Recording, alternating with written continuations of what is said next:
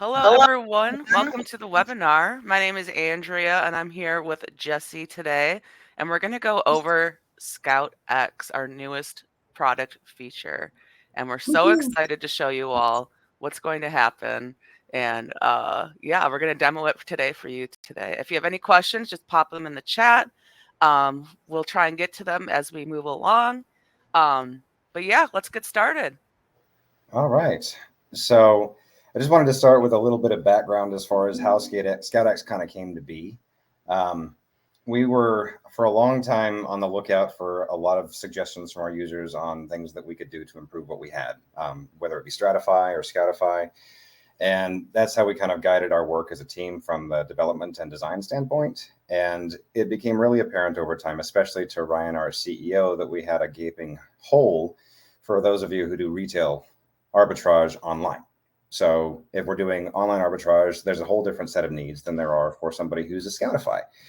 And I learned that more and more as I worked on ScoutX in its early stages. And I learned a lot about online arbitrage and a lot about the needs of sellers who do that kind of business. So it's been a fun process to build it out and try to serve those of our users who do this at either full-time or as part of their business. And I think that it's definitely a lot of credit goes to Cindy, my development partner on our China team, and also to Ryan, who was a real driving force behind this becoming a real product. So we really hope that you guys have had a chance to go ahead and go download it on the Chrome Web Store. If you haven't, you definitely should at least give it a run and see what you think. And by all means, if you've already tried it and you have some thoughts right here in the chat or in any other further support calls that you have, definitely let us know. This is not something that we're just pushing out the door and then walking away from. We're going to be actively listening to everyone and what you think. And we're obviously going to be working on improvements as we see that they're necessary. So don't hold back on them. Let us know. As far as ScoutX as a reality goes, we kind of built it out to be something that works really familiar in a really familiar way. If you've used Stratify, if you've used Scoutify, we tried to bring some of that same visual language, and we being me mostly because I'm the designer here. I wanted it to be something that you could pick up and understand, at least the basic parts of it, just because you've already used our other products. So it should look like it belongs with Scoutify and Stratify. So let's go ahead and talk about the different pieces of it. The first one is when you install the actual Chrome extension and you go to an Amazon search results page, you should see a new little bit of UI right here that sits below the product image. And sometimes if it's the wider search results, then it'll be to the right of the product image, but it always tries to make enough space so you can see the search results, but also see what's relevant to you when it comes to selling that product. So we've got your ASIN right up at the top, any rank information that we have and category stuff. We have a number of variations. And then you also have your research shortcuts. So you can even like jump off of this page and go look at that product on eBay or Google or Camel. And you also have the ability, and I'll show you this in a few minutes, to set up your own custom research shortcuts for things like HEPA. So definitely this has been built, and I'm going to say this a couple of times as we walk through the rest of it. It's been built to basically be able to customize to what you need. We've put a lot of time into the design to let you take things out and put things in. And since we're working in a really limited space because we're trying to live on Amazon's product page, we tried to make it really flexible. So you don't have to have all that information that you don't need. And you have the first information that you want front and center and in the same position that you want it to be in. So this is what search results look like. And there's a few different things to note here too, besides the custom research shortcuts and that kind of thing. We try to make it really obvious early in the workflow that if you have an item that is not really something you need to worry about, we're telling you right here. So Amazon is the only seller that's allowed to sell here. And we do that with any product that is flagged as an Amazon product. So it's really easy to spot. And you can scroll down and you can see a whole lot of different things here because everything has slightly different rank information or offers. You can even see who owns the buy box. But this is kind of the simpler part of ScoutX's UI. So let's go ahead and jump over to what it looks like when you get onto an actual product page. So I've got one of those right here. Yum. Oh, yes. My kids asked me for hot cocoa on the daily. So it was kind of on my brain when I started thinking about a product to bring up here. So this one is actually kind of nice too, though, because it's going to show you what our restrictions check looks like. Oh. So there's a couple different ways, and we're going to start right up at the top of the bar here in the UI, and I'll work my way down on the different features that we have here.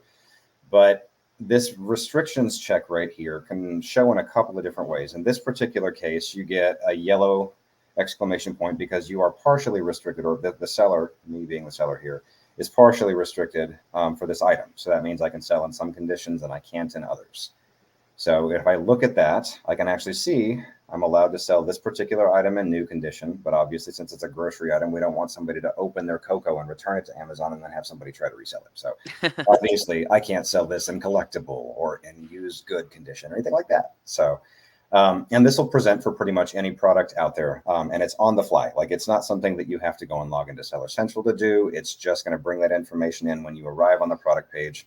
Sometimes there's a little spinner here for a few seconds while it checks in the background to see what the restrictions are for you. But if for some reason you happen to be fully restricted, I'm going to jump over to here. And this is a parent ASIN. So let me actually just do a quick on-the-fly search here because I can come up with a lot of fully restricted items. Let's just sell Star Wars because Star Wars is really locked down intellectual property. Nobody gets to sell Star Wars. Nope. So let's see. Here's a Millennium Falcon. I'm a big fan of that ship.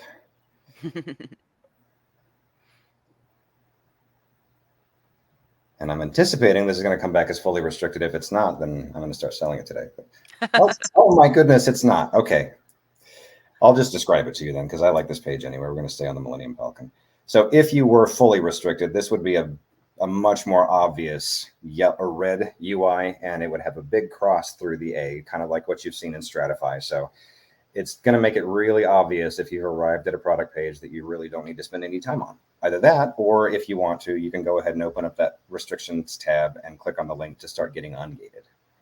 So you can apply you can apply to sell this item directly through ScoutX. Like there's a link for how you can. yes. So typically if they allow you to do that. So in this particular case, you can look, I can sell this on a couple conditions, but Amazon is not currently accepting applications to sell it. But if they are, there'll be a link right there for you to click on. It'll take you over to Seller Central to start that. Awesome. So I want to walk you through a couple things in settings really quick, because settings is a place where I think that ScoutX really shines. And I know it's kind of like the mundane side of an application. A lot of times it's like, oh, I can turn these things on and off. But we spend a lot of time here in settings trying to make it really intuitive to use, but again, also really flexible. So ScoutX is built to become what you need it to be. It's not a locked-in product where you have all the pieces of UI always there. You can turn things on, you can turn things off, you can move them around, you can do all kinds of fun stuff that allows you to make this really your software and not our software that you get to use. So it starts with positioning, like you look at this position widget thing right here, and you can move it in any number of places in the UI of the product page. So I could go above the product image over here and it'll jump over there and it stays fixed and it scrolls with the content of the page. I prefer the floating window because it allows me to move it around and I can just drag it around wherever I want. I can even resize it. So I just grab my corner here and make it as big as I want or as small as I want. And if for some reason I need to get it out of the way for a second, there's a little collapse icon right here, and it just becomes a little menu bar that you can move wherever you want to look at the product page behind, and then you can re-expand it whenever you feel like it. So the other parts that we've really worked hard on are the including part of things and excluding part of things. So if I have a piece of UI that I find myself not using, let's just say, for instance, I don't find any value in the product offers here, I can turn them off. And if you look over here, it just removes it from the UI. If for some reason I like all the stuff I have here, but I would prefer to have my product info in the left column, I can drag that around and it automatically adjusts. So my product info over here, my tabs over here now. You can even do that with the tabs that you saw right here. So these guys right here with rank, graph, offers, and reviews, you can turn those on and off, and you can reorder them too. So you can drag them around, you put them in the order you want. It even remembers the last tab you have open. So if you decide you always want to have the graph tab open first, then you just leave it there, and ScoutX will remember that for every product page you visit going forward. Now, another thing that we heard a lot from our users, and something that was, I would say, a relatively late addition to ScoutX, but we wanted to make sure that we were able to offer it across all of our products, was the ability to do small and light, which I think is really big. And it's something that's been missing for a while and something we're really happy to offer everyone. So I wanted to show you what that looks like really quick. So this is another piece of UI that you can take off if you find no need for it. But if you look up here at the very top, there's an FBA fees label, and right now you're seeing us calculate fees as standard fees. But if I want to move to looking at small and light numbers, I can simply click that toggle. And there's a couple pieces of logic that happen here, but it also tries to make you aware of some loopholes you might have to jump through to sell small light. In this particular case, this item is priced a little too high because right now, at least until Amazon changes it, the small and light max list price is $12. So we're going to let you know that we're not going to stop you from entering a list price higher, but we're definitely going to try and let you know that you probably need to lower that list price. We're also showing a couple things here in your calculator that says, hey, these fees might not be accurate because your price is too high. So, and we're also doing, and I don't have a piece of Amazon inventory up that actually shows this, but there is a place where you are warned if something happens to be outside of the realm of the dimensions or the weight for small and light. So we also give you heads up about that, which I think is great. So let's go ahead and talk about a couple of things that I've kind of breezed over. When we were on the search results page, you heard me say that we're listing variations, but there's a lot more to it in ScoutX than just a number. If you arrive on a product page that has variations, you might have noticed it down here at the bottom left. There's also an icon right here if you happen to be scrolling somewhere and you just want to trigger it really quick. But we have a variations UI. I'm going to get this one out of the way real quick. That shows you a whole lot more information than just a number. You can see the reviews for the different styles, if that's how this product varies. You can see the different ratings for each individual variation. You can even see things like offers with individual seller information and what their ratings are and their list price is and how fast they're delivering and all of this kind of stuff. Like it's so much information that me, as someone who doesn't sell personally, but someone who really has a passion for the seller community, I'm a little almost overwhelmed by the amount of information that we're providing to you here. And I think everyone is going to find value in different things. So our goal was to try and make sure that that information is there, but not in the way until you need it. So a lot of things are tucked in behind that kind of thing. So you can see a lot of information, but it's not there all the time because we want you to focus on the things that are really important first, like your ROI. So this guy has a lot of interesting things that you can do with it. You can filter it, you can remove and add columns, you can export to different file formats. You can actually see the in-stock and out-of-stock numbers for the different variations and remove them if you want. So if you click on in-stock or out-of-stock, it'll actually filter that list by those two things as well. And you can even make a little bit more room by working this a little wider. And one of the great things about ScoutX 2 is that the UI is built to collapse. It's kind of like if you've ever heard of a responsive design, like a mobile-friendly design, then ScoutX is built like that. So as you adjust the size of your window, you can see that the UI here goes to a carded UI so that you don't lose anything off to the side.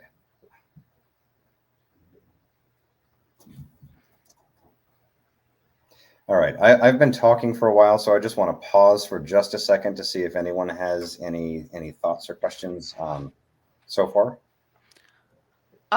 Not a lot of questions, but people are so psyched about the small and light, and they are really appreciative of it.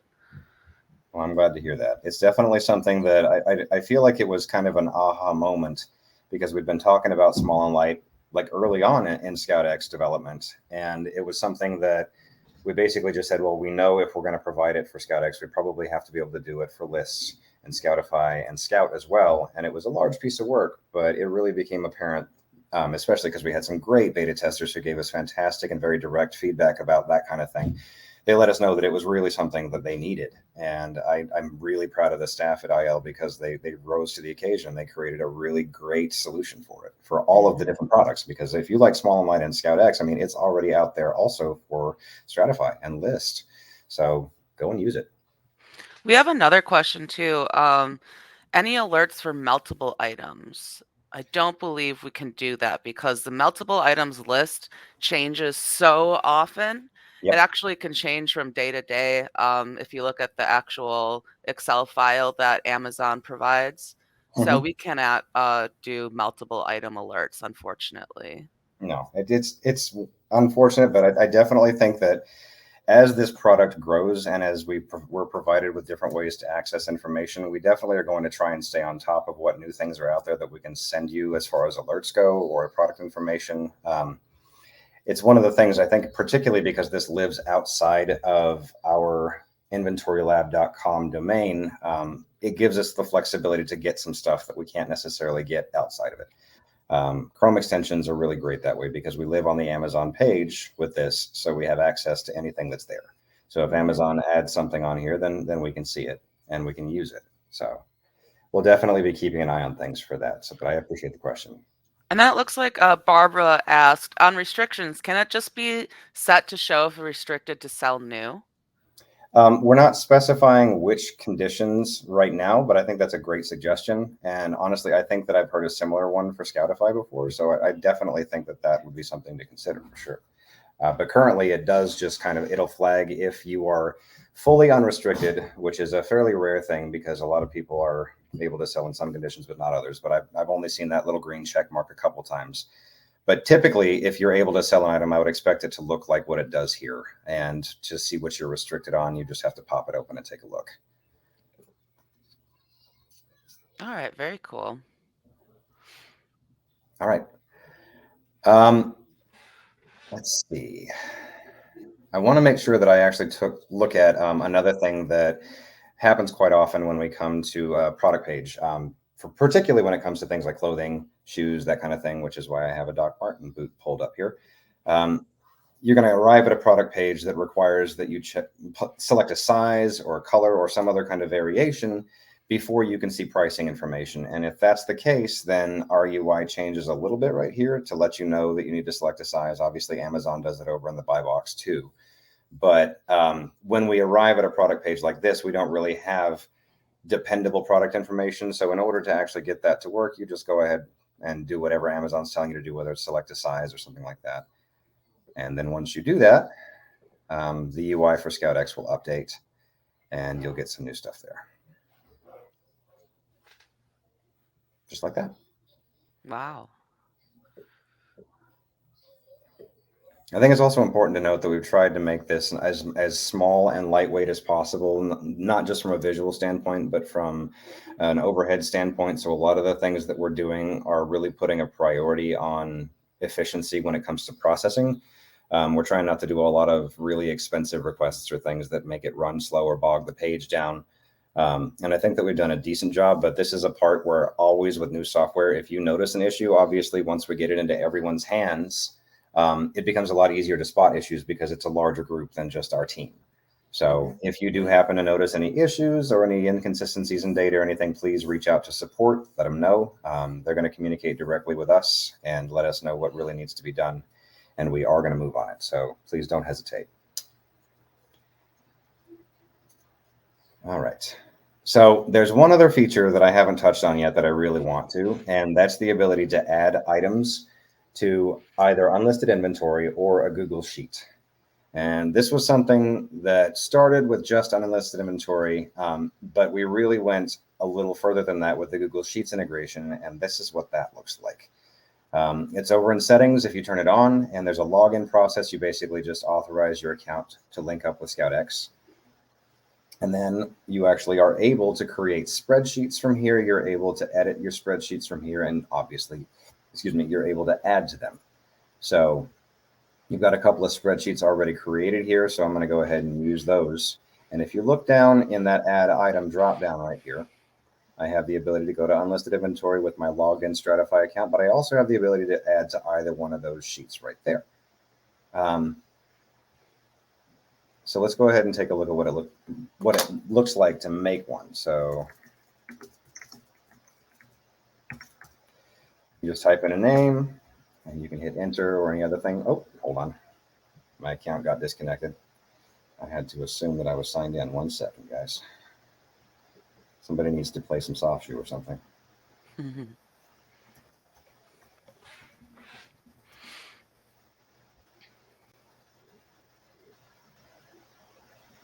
Yeah, if anyone has any questions about ScoutX, you can always reach out to support at inventorylab.com.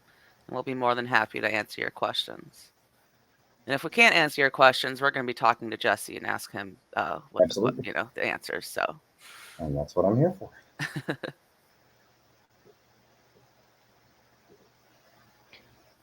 Good grief. All right. A lot of let hoops to me jump just do through here. this real quick. I appreciate that. Yeah, absolutely. All right. There we go. Well, my wife has my phone and it's asking to double authenticate here. So Oh no. I'm going to step away for a second, guys. I apologize. This is what it's like to work from home. So I'm going to grab my Yep, phone this is what it's right. like. So, y'all, thanks for joining us. Let's see here if we have any questions that we can get to. Um, let's see.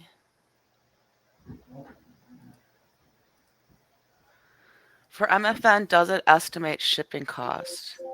I believe it does if you put in your estimated shipping weight, like you would for Scoutify or for Scout. Um, so we do take into account the estimated shipping costs for our users.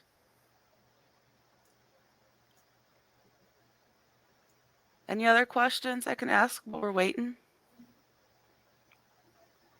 All right.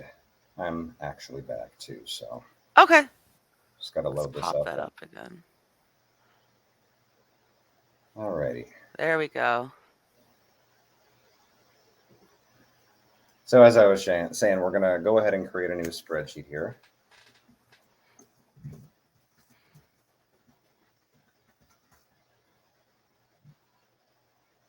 And then it brings up a little modal here that allows you to choose what columns you want to include for your product in your spreadsheet. You can rename your sheet here if you decide you didn't really like that first name. You can also add or change the active sheet, which is those little tabs at the bottom of your Google Sheets. And this can be changed at any time too. Once you create this spreadsheet, you can go back and edit it. You can remove columns, you can add columns, you can change the active sheet or create a new one. But we're going to go ahead and leave it as is for right now. I want to make sure that I have everything there that I want, though. Let's see. Yeah, I think we're good. Oh, item notes. I want those in there too. All right. So just drag it to included columns and hit save. And our spreadsheet is ready and raring to go. And if you wanted to ever actually look at it, these guys are all hyperlinked. So you just click on it. It'll bring your sheet up in a new tab. You can see your existing columns that you included when you created it. And now, if I want to, I can go ahead and say, I want to add this particular item to that new spreadsheet.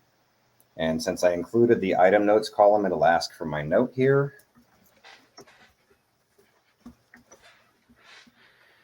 And once I hit add note, it'll go ahead and send it on over to Google. And voila, you're done. And as you notice here, I've got that product right here with all the relevant information that I chose, including my notey note note. That's so cool. And can this be used to upload a buy list into InventoryLab? Absolutely. Yeah, InventoryLab, you'd really have to go and export it to a CSV, but I honestly think that it should make it really easy to do that. And if you really don't want to, if this is something that you don't want to use the Google Sheets thing, like I said, we have the add to unlisted inventory part of things. And you can just click on that and add it directly as opposed to maintaining an outside spreadsheet. But personally, I mean, I'm not an experienced seller, but I do have a lot of conversations with the seller community. And this seems like something that provides you a little bit more flexibility when it comes to kind of just a second look at the products that you're attempting to buy or a way to organize things before you bring it in. So let's just say, for instance, you find a particular item and you're super excited about buying it and selling it on Amazon, and all of a sudden you find out something that was outside of the information you had available to you that makes it a really bad choice. And then you can go ahead and remove it from your spreadsheet with one click, as opposed to trying to figure out how to remove it from your InventoryLab inventory, which is less easy. So I think there's a lot of value to this. That's so cool. Yeah, absolutely. It looks All like right. we do have a question from Kathy. I'm going to show it real quick.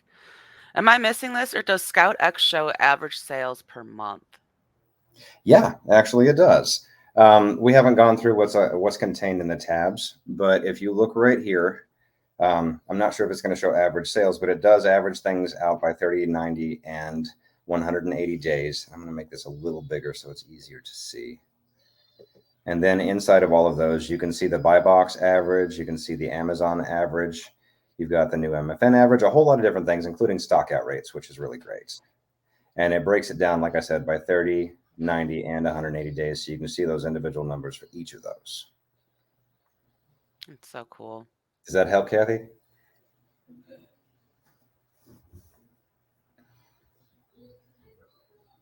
I think I'll actually spend a little bit more time on those tabs too, because that's a place where there's a lot of information that we haven't really gone over yet. Hmm. So you have these rank tabs, which basically it starts with obviously the rank, but then it shows you everything that's broken down to create those numbers and even a little bit more relevant information related to rank. But if you go over here, we've got a great little graph. It functions a lot like if you've used Keepa before. You can see individual day data. You can go down to a particular time frame that you prefer, everything from one day to all the information available for that item, or even just a year. And it's really easy to use if you've ever even touched Keepa. Offers is really great too. It's just another way to look at the numbers here, but it'll break it down by MFN, FBA, new, used, and total for everything. And you can see a little bit more information. If you click on those guys, it'll pop this guy out and show you exactly what those offers are. And reviews is exactly what it sounds like. We've got the ratings for this particular item. Everything from star ratings, you can read the top reviews, the most recent reviews, the most recent that have verification, and all that. And this is stuff that's available on every product page that we were able to get to. Like, this is not just an ideal scenario. Like, I didn't bring up all these products because they perfectly display what's capable of. This is something that shows up in all places. So if we have the information and you haven't turned it off in settings, then we're going to show it to you. Let's see. Something else that just came to mind that I know what it was. Net profits. So you've got some numbers here, and these are things that you can turn on and off to if you're more interested in net profit than, say, profit margin or ROI. But in net profit in particular, we actually break down exactly how we get to that number with a lot of detail. And this is stuff that you can customize to your needs too if you have an estimated shipping amount that you do as an MFN seller. But you can also look at the individual fees that are available here. The total buy cost broken down by whether you get a discount and you enter it, whether you have sales tax to pay or anything other that adjusts that buy cost price. And then it shows you exactly how we arrive at that net profit by subtracting all of those things that are costs. It does the same thing on the MFN or on the FBA side with a little bit more information here, because you can even account for things like storage time. If you anticipate storing something when you're buying it in January and you know you're going to sell it for the Christmas season, you might know that you're going to store that item for a while, and you want to see whether it's worth even sending it into Amazon right now or whether you should hold on to it. You can adjust that down to a longer time frame and see. You even get a look at the FBA fees here, and this even adjusts when I turn on small and light as well. You may have seen that briefly when I did that. Oh, look, this item is too heavy. I mentioned this earlier, so this is actually a good example. It gives you a warning that it's probably not going to be something you can sell small and light because the weight's too high. But if I go into this net profit area, you can even see that it adjusted my fees for small and light, and it'll still try to do the calculation. It's not going to block you from using it because this item is ineligible. We're just trying to give you as many nudges as possible to know that this is probably not a small and light eligible item.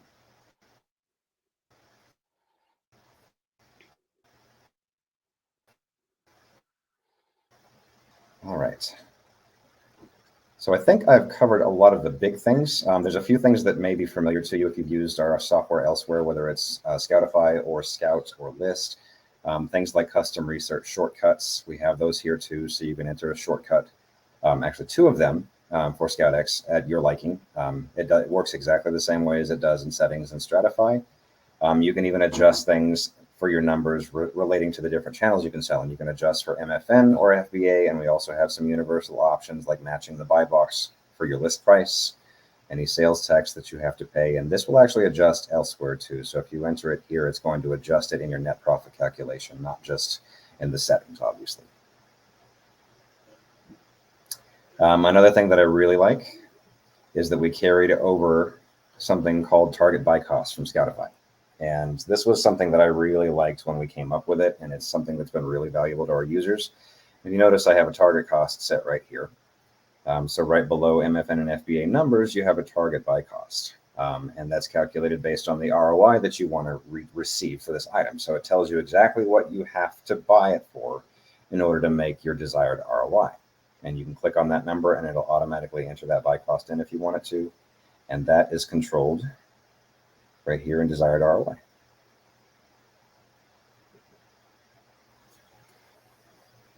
So cool. Yeah. So, should Yeah. we take some questions from the audience? Let's do it.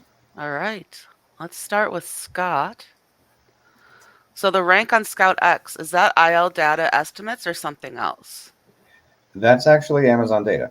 Um, a lot of the things that we're getting in ScoutX we're able to grab directly from the product page or some of the hidden windows that you're seeing there. So we definitely have a little bit more access to information here to make those numbers real.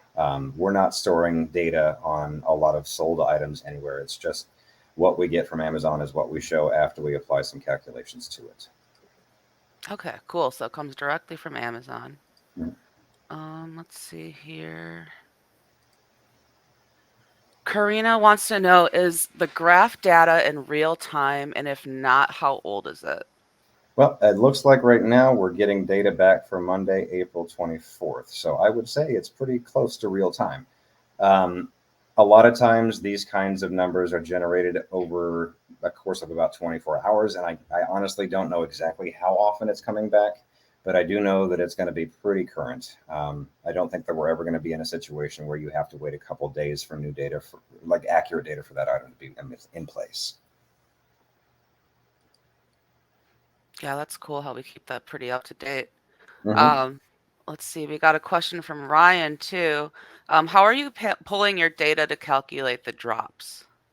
That honestly would be a question for our development wizard, Cindy. I'm actually the designer for it, but when it comes to the numbers that are being pulled in, she is oh, she's so much smarter than I am.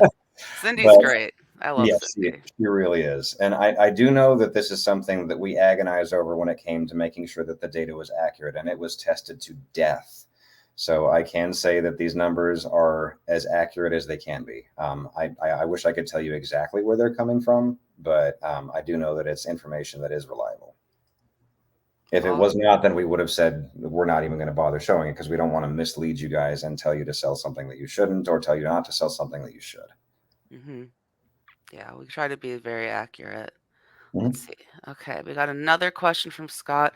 Are there other video tutorials on using ScoutX and how to set up the settings? We Uh, do have a tutorial page on the support yep, portal. yep, on the support portal. So if you go to InventoryLab.com and you click on the support portal, you'll be able to find, you could be able to search for ScoutX and see all the walkthroughs and wonderful articles that Angie has put together. Absolutely.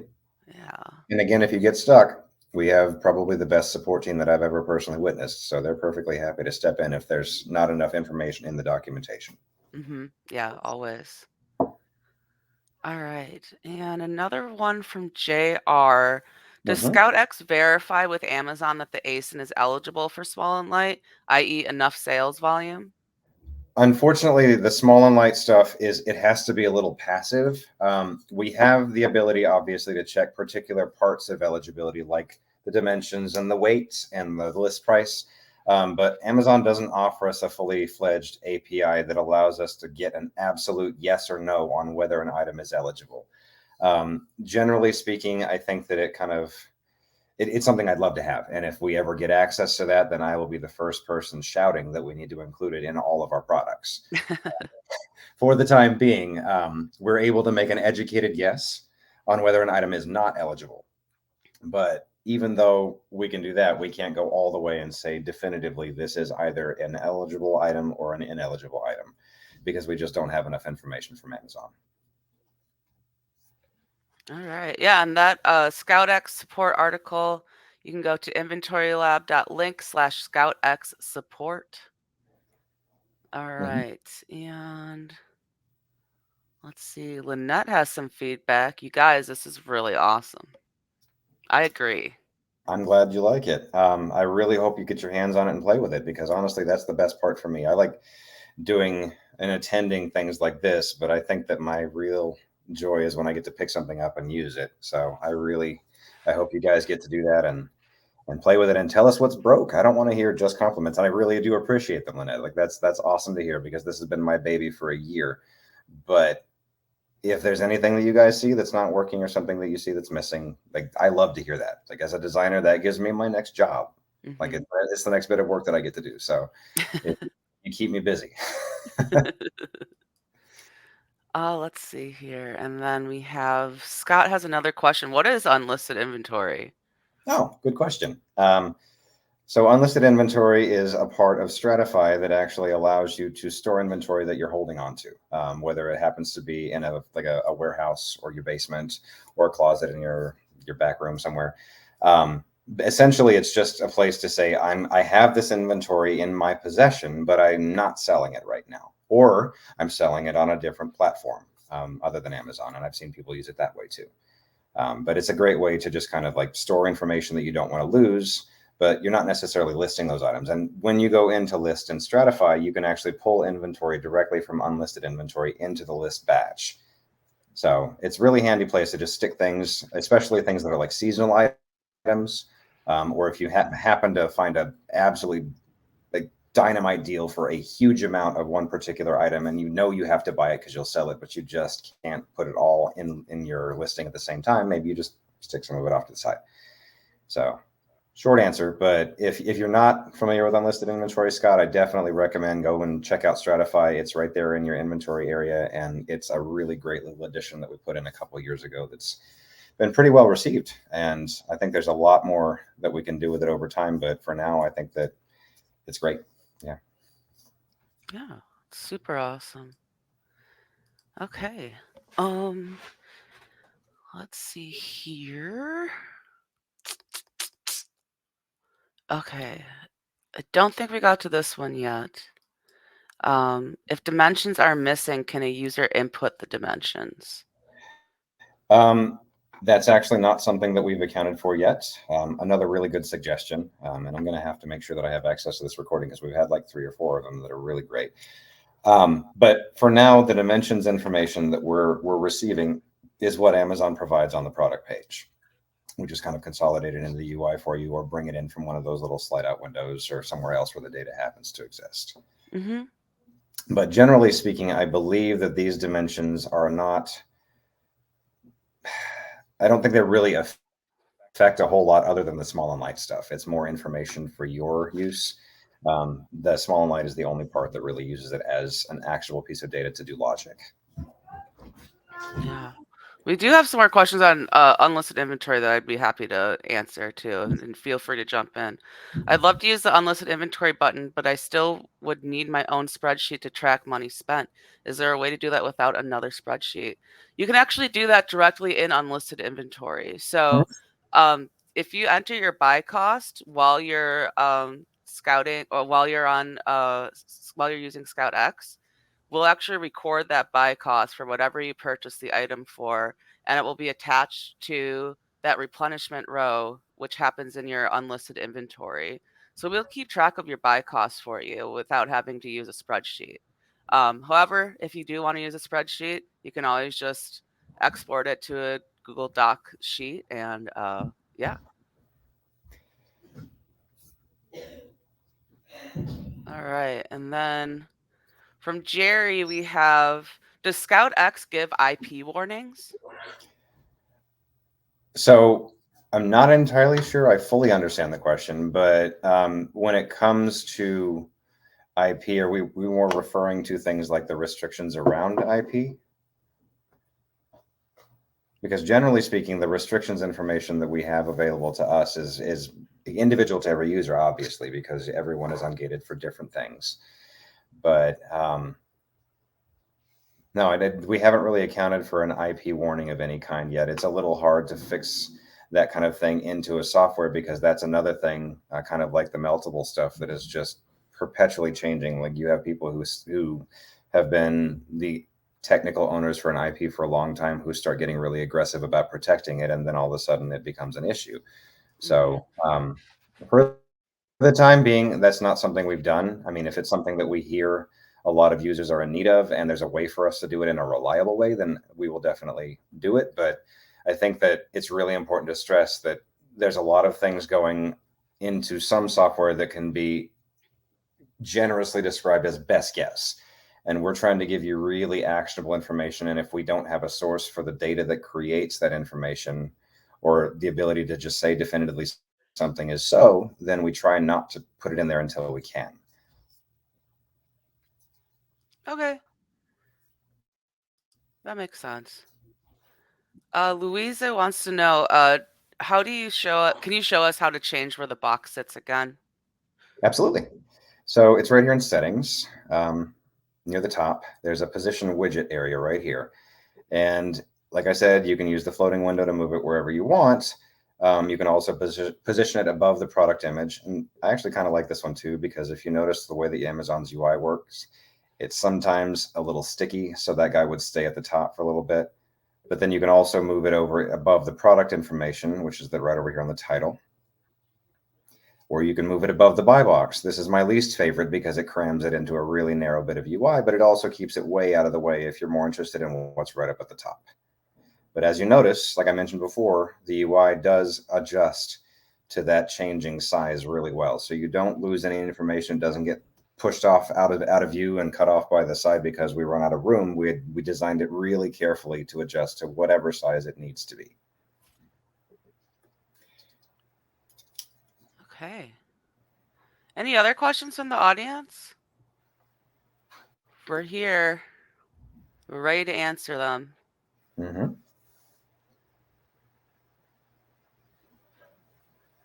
Yeah, Jesse, thank you so much for doing this overview. This is really cool. Not a problem. I'm glad to do it.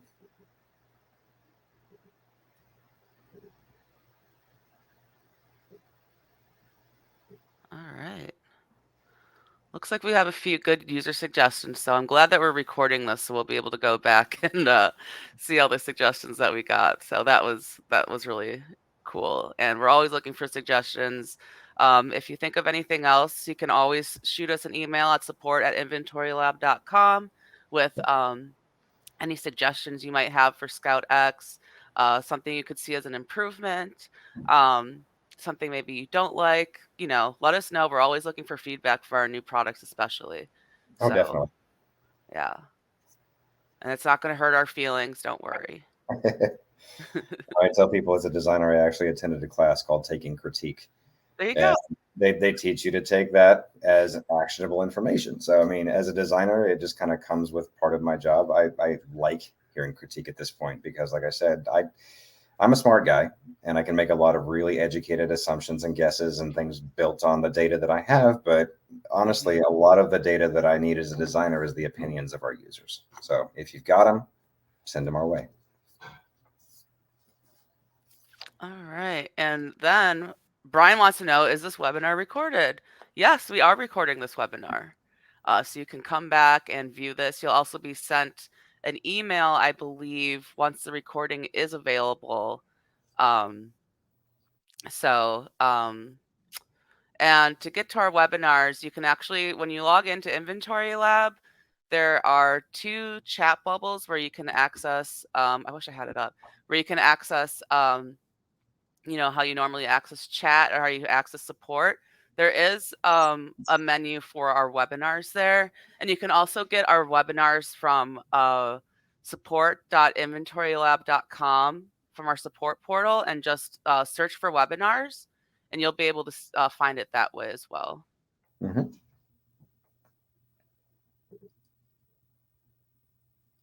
All right.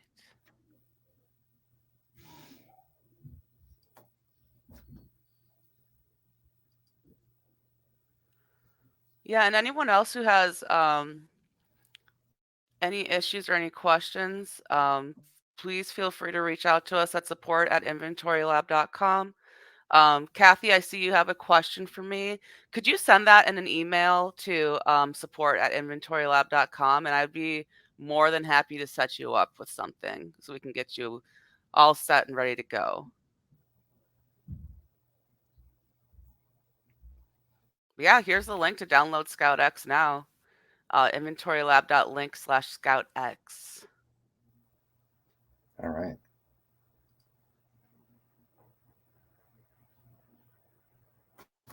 All right. Any other questions before we wrap up?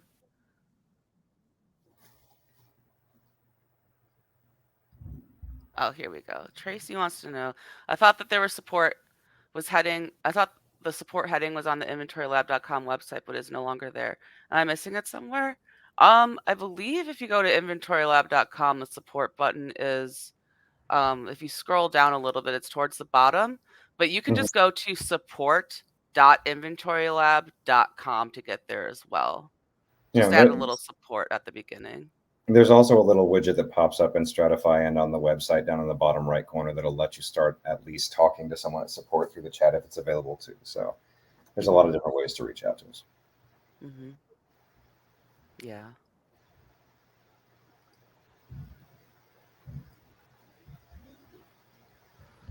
All right. All right. Any other questions? Last call. Bueller. I miss me some Ben Stein. I'm going to put our faces back up. Mm-hmm. As I was taking a drink. At least over. Sorry about that. All Totally right. fine. It looks like we don't have any other questions from the audience. So thank you so much, Jesse, for showing us. Thank you so much for showing us Scout X. It's been really, really informative and really, really awesome. I'm so happy and so proud that I'm so proud of IL and our company for putting on it's going to be such a useful tool for our sellers and for our customers. And I think it's going to be great. And, as it develops, we'll get more feedback and everything. And I can't wait to see what it turns into. Absolutely. I'm super excited too. And I really hope that you guys enjoy using it. I hope you enjoy poking holes in it. Like, I want it to be a useful tool. So if for some reason you have anything that you'd like to let us know, again, I say this over and over and over again, but the best part of my day is when I get feedback directly from a user about something that I've done. And if it's been good, if it's been bad, I don't care. I want to hear more.